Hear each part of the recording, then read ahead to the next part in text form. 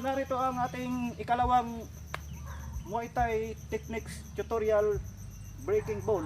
Okay, so siya naman ang attacker, ako ang defender. Okay, walop. Ayan. Dapat nakaganito ang yung depensa, okay? So tapos so make sure na maganito ang iyang suntok, tapos hilain mo para ayan.